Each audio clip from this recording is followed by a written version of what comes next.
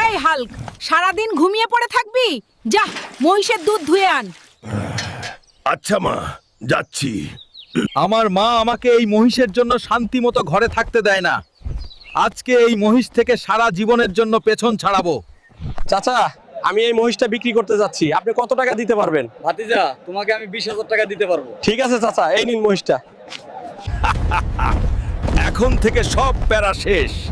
এখন আর কখনো মহিষের দুধ দোহাতে হবে না। এখন সারাদিন ঘুমাবো। কিন্তু তাহলে মাকে কি বলবো? মহিষ তো বিক্রি করে ফেলেছি, কিছু একটা বুদ্ধি বের করতে হবে। মা, মা, কোথায় আছো? আমাদের একটা সর্বনাশ হয়ে গেছে, তাড়াতাড়ি এসো। কি হয়েছে বাবা? এত চিল্লাচ্ছ কেন? মা, আমাদের মহিষটা একটা বাঘ নিয়ে গেছে। আমি অনেক চেষ্টা করেছি বাঁচানোর জন্য, কিন্তু পারিনি।